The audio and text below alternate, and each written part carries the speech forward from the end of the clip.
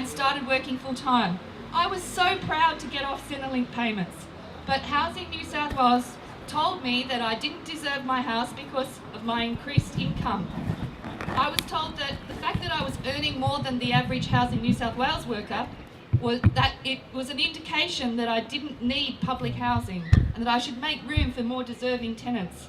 I was then constantly overcharged and threatened with eviction. I was accused of cheating on my rent by receiving family allowance as a lump sum at the end of the financial year. If you receive it as a lump sum, you don't have to pay rent on it. So they accused me of cheating.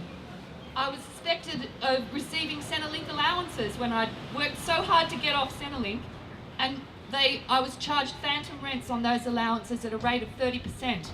I was told I must get Centrelink to give me a letter saying that I didn't receive any allowances before they would stop charging me for them. Centrelink do not provide letters like this because the cost to taxpayers would be astronomical. They only provide letters stating what people receive, but Housing did not accept this. I lodged 12 appeals from 2005 to 2012, which were all disregarded, contrary to their written policy. I was taken to the CTTT for consistent failure to pay my rent prior to the day due on the lease.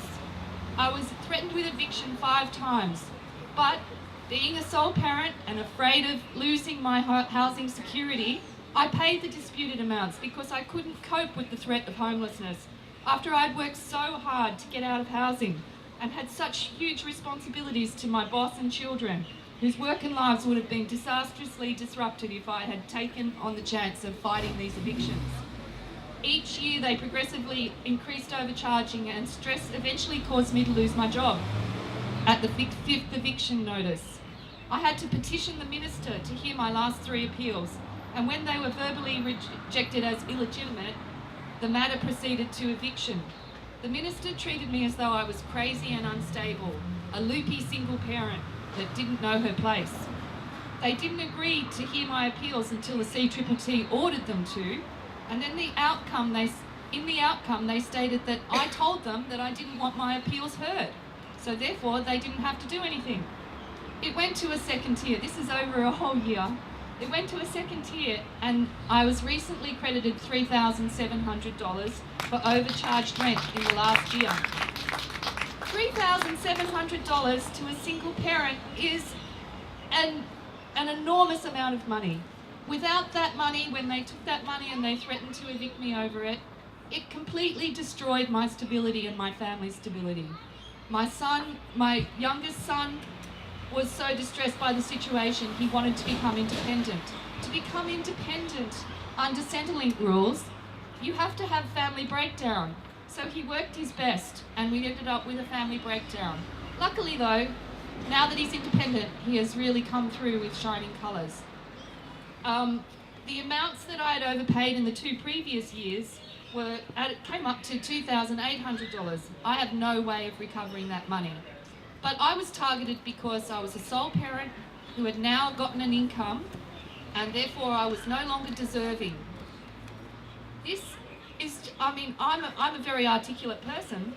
Imagine what happens to people who can't speak up for themselves and don't know the rules and can't say, actually, you can't charge me for that because I don't receive it.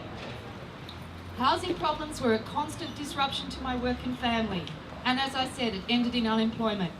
Constant threats to housing security have a devastating effect on health. Each time I received a letter from Housing New South Wales, I instantly threw up. My reaction was just as physical as mental.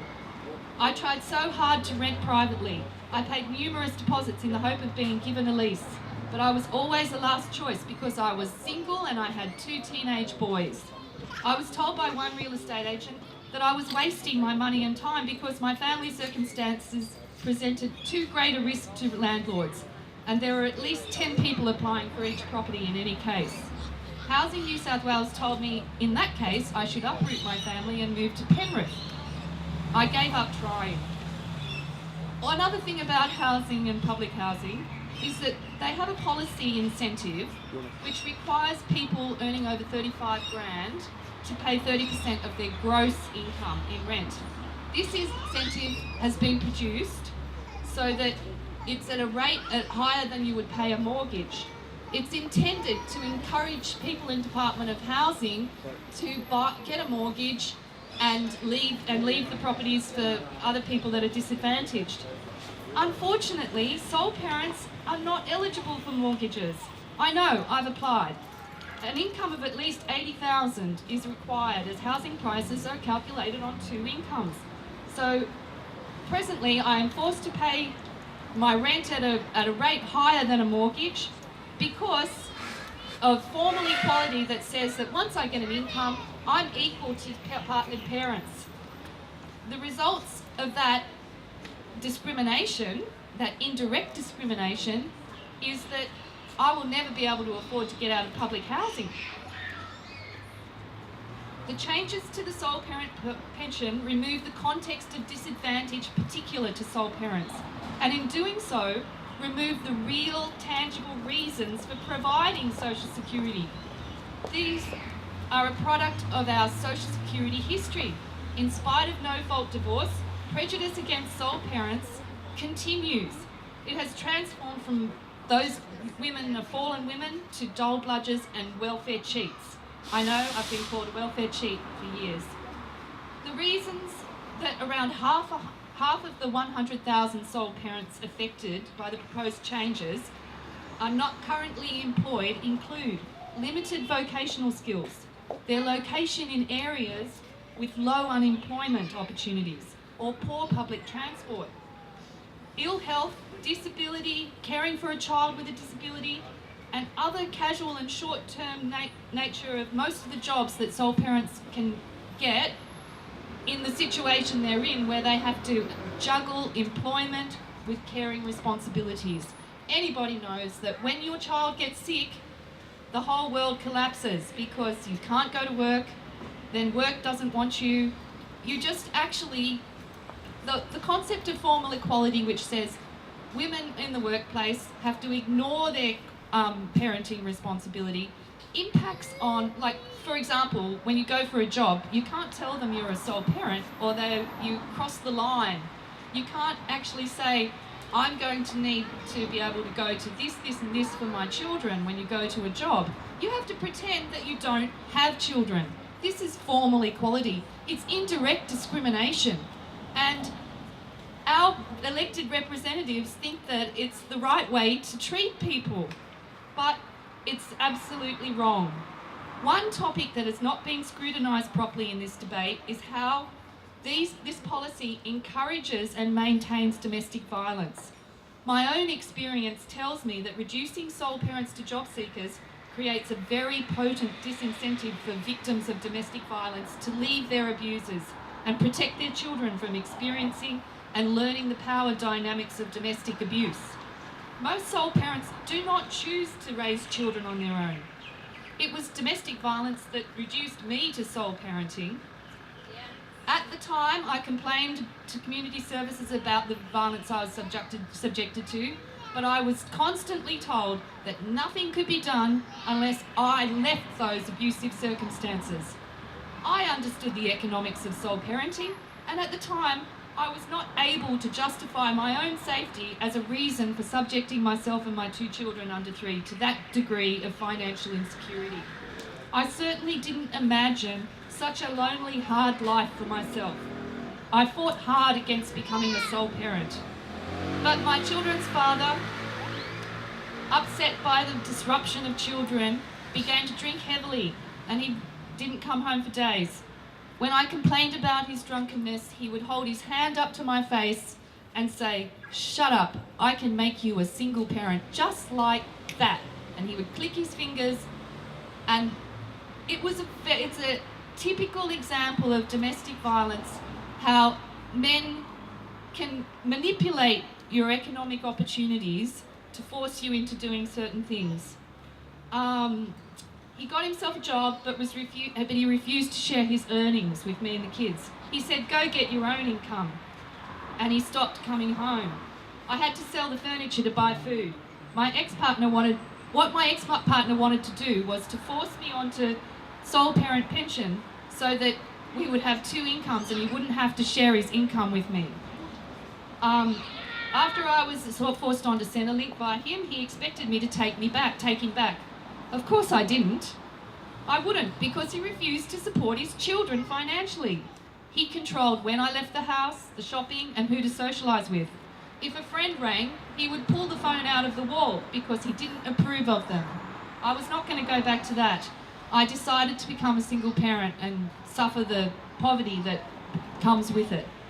However, my ex wasn't very happy with me not taking him back, and I experienced 5 years of threatening phone calls, drunken visits, any time of the day and night, and it culminated in a 5-year AVO, one of the longest AVOs issued in New South Wales. But my AVO was also a source of violence. It was not taken seriously by the police, who told me that I should wake up to the fact that if I had children, I would have to provide opportunities for contact with their father for the rest of their lives, even if he refused to see them under the family court parenting plan. Domestic violence will thrive under this policy. I have counselled many women to leave violent relationships, but the economic uncertainty of divorce is a product of their general unemployability, having spent their lives raising children full time. They know that they will face severe financial hardship if they leave their husbands. So they continue to suffer beltings and punishments in full sight of their children. Our society blames women who suffer violence. If they don't leave their abuser, then they don't deserve society's help. But if society fails to offer any economic alternatives in circumstances where there is a high likelihood that if they leave their abuser, they put their own life at risk, their children's life at risk, and they are bound to suffer housing stress. This policy fails to recognise the context of domestic violence as a major factor in relationship breakdown for the most disadvantaged sole parents in our society. It functions as an incentive to maintain those violent relationships. So I implore our elected representatives to do the math, include social disadvantage as a factor for sole parenting, and show that sole parents are not equal to single job seekers or partnered parents by using a gender-neutral fake equality that entrenches disadvantages by its deliberate ignorance. The Parliament must go back to the drawing board and include the increased risk of disadvantage experienced by sole parent families in employment, housing, income, and social participation. Sole parents have the highest estimated risk of being in housing stress and are more likely to be renting their accommodation, with serious implications for health and well-being and increased family stability. We deserve a parenting payment, not New Start. Thank you. Very powerful rendition of the human suffering this policy causes. Thank you everyone for turning up today. I acknowledge we're on the grounds of the Gadigal people of the Eora Nation. It is so important to be standing up against this policy. It is not getting any traction in this election, and that is shameful. They carry on about the environment, the economy is totally missing the suffering that is being perpetrated against those who cannot speak out, those who are getting left behind, the most vulnerable in our societies, and single parents have the least capacity to organise. So I commend you for being here today. The Greens stand with you. Woo. Greens MPs have tried to live on New Start and blogged about how impossible it is. Yet we have two major parties who think it is perfectly fair for children to be deprived and damaged and put at risk. Parents have to choose between feeding their kids or paying the rent. Every week a major report comes out from the Smith family, from Mission Australia, from the Salvos, detailing how hard it is for single parents, and nobody takes any notice. We are with you. Vote the Greens on September the 7th, and We will do our best to continue to be a voice for the disadvantaged and the people who are getting left behind. Thank you again for turning up.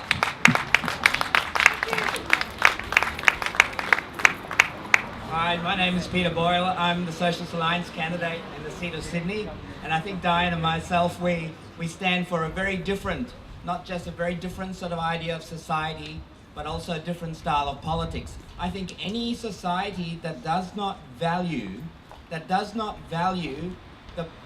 amount of work and dedication and love and attention that goes to raising the next generation and the carers, the primary carers of these children, is a sick society. As we acknowledge that we stand here on Gadigal land, on land that was stolen, we should also remember that this observation applies, to a very, very tiny point in time. For millennia, for thousands and thousands of years, communities have placed at the center of their value systems the raising of children. They've understood that this was the future. And now, perversely, we live in a society where the major parties are scapegoating the sole parents who have the job of raising children. It's as though that this work, and to call it work, it probably is a massive understatement, of course, it's more than work. But this effort, this human energy, is less important than working for the boss. You have to be out there exploited by the big corporations before you're considered to be doing something valuable. It is a total perversion. It is a total inversion of what is really right. And I think it has to end.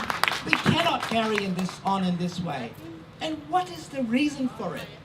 I've been told that the total amount saved by the former Labor government when it made these latest cuts was $700 million over the 3 years to come. $700 million. This is nothing. Do you realize that the last two governments, Labor and Liberal, Howard Liberal government, have given tax cuts to the tune of $169 billion since 2005. $169 billion. Compare that to $700 million. And those tax cuts have overwhelmingly benefited the richest 10%.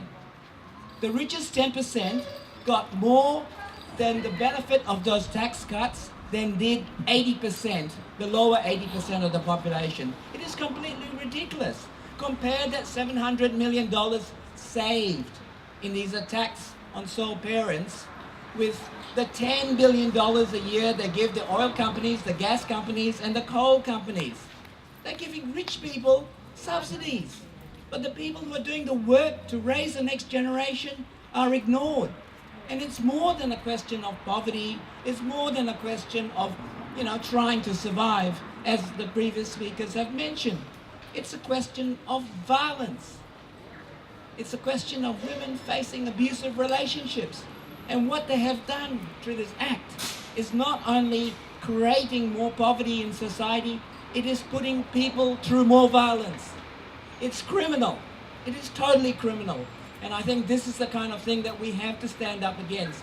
And I must say, it's a very sad election we go to, where the two major parties are basically offering very little different. They claim, they say, I didn't mean to do it, but they did it. They did it, and the next lot will do it again. And we're told that we should not dare think outside the square. Don't look to the smaller parties, they're just going to create instability, etc. My goodness, we need instability. When society has got to this stage, we need more instability. In the end, I must confess to you, I do not have a lot of faith in this parliamentary system. I think it's deeply corrupted. It is deeply corrupted. This is a society, they don't want to pay sole parents' benefits. They want to force you onto a New Start level which you cannot live on. And it's a crime that people who are without jobs are trying to live on New Start as it is. In this society, when it comes to election times, the public subsidizes the biggest parties to lie to you through the television advertisements. They get paid to do it.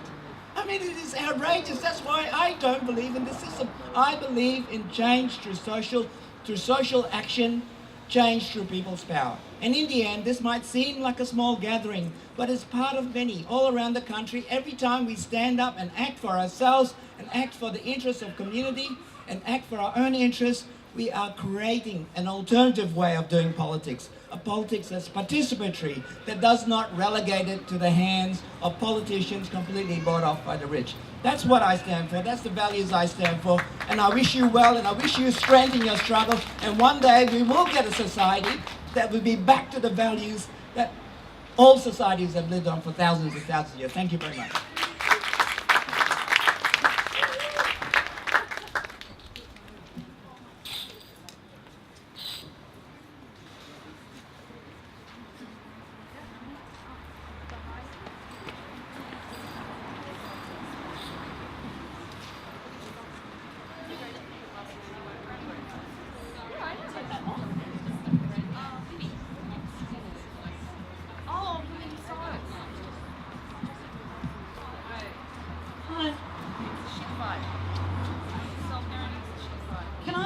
What I want to explain is Maslow's hierarchy of needs. I don't remember when it all came out anyway.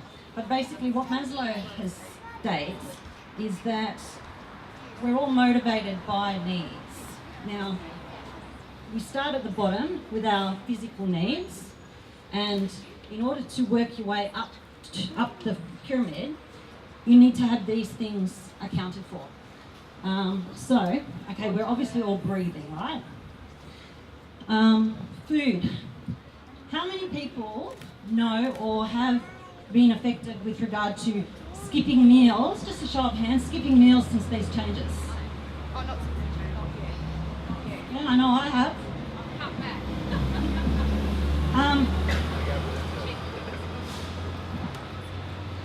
We've got shelter. How many people know someone that's been affected with losing their home because of these changes? I know of families that have become homeless because of these changes. Okay. Who's lost sleep over these changes?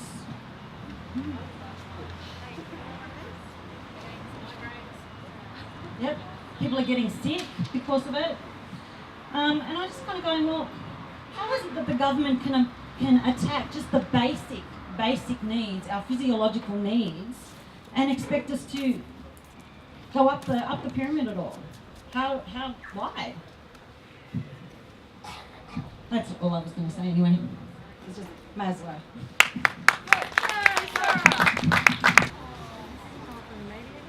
I just want to say that this whole thing just doesn't make any sense. I'm one of the lucky ones. I've been lucky enough to be employed. I am lucky enough I've had a job my whole entire life. I took 3 months off when my child was born. I then started taking her to work because I couldn't get childcare for 7 months. I would go in there for 6 hours of a day and bill my boss for 2 because that's all I could do while looking after my child. I persisted with this and have done the same job for 13 years. I worked at night time in restaurants. I've worked consistently and I am one of the lucky ones because I've been employed. I decided to take up some study last year and work 3 days and study 2.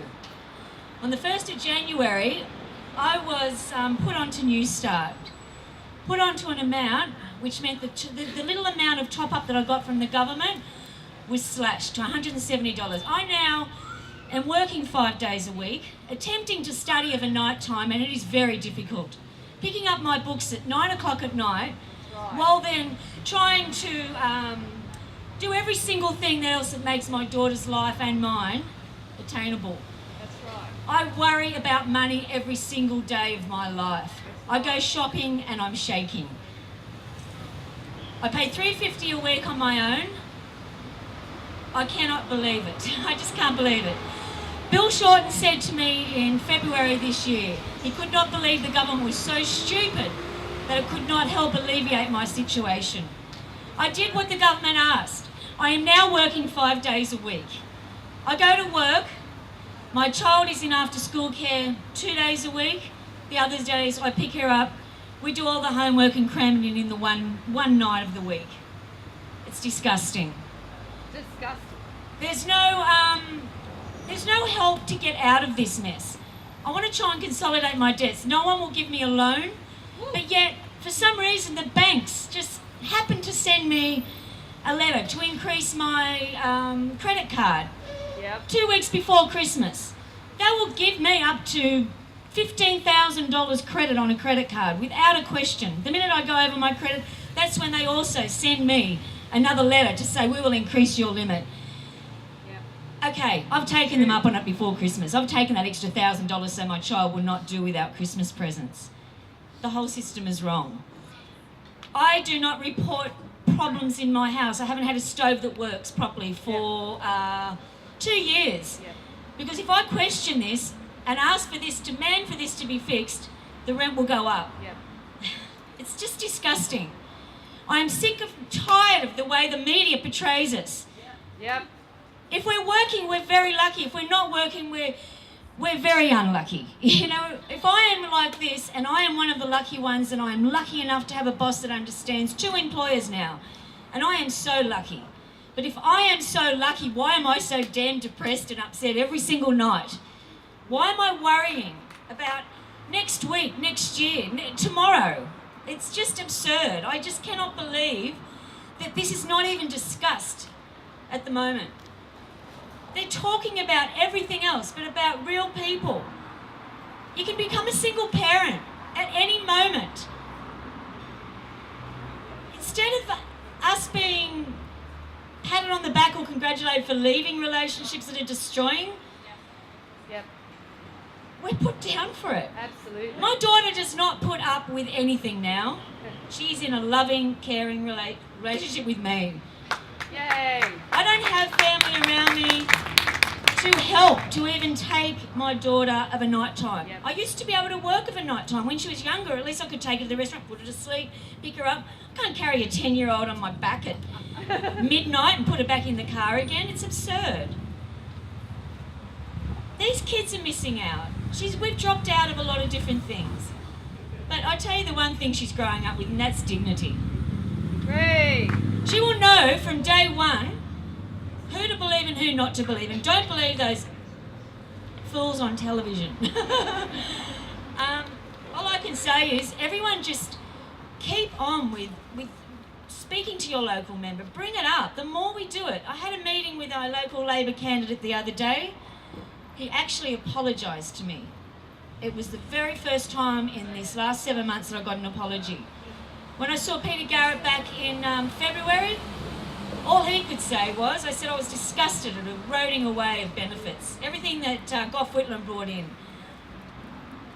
All he could say to me, oh well, Liberal will be cutting 70 billion, so you know. So I thought, well, what are you saying? You know, he went against everything I actually thought that he stood up for. At least this local Labor candidate apologised to me in my face. He said he will bring this up in caucus, and he said even if they don't win, he'll do the best he can. Now, to me, that means a lot. The Greens have been magnificent. They've stood behind us from day one. They're looking after the earth. They're looking after the humans. It just seems to be the only people that are out there that seem to be caring. So basically, my message is just keep on. Keep up the good work. Just know that there are other people. I think the only thing that's made me feel good about all of this is that there are other people.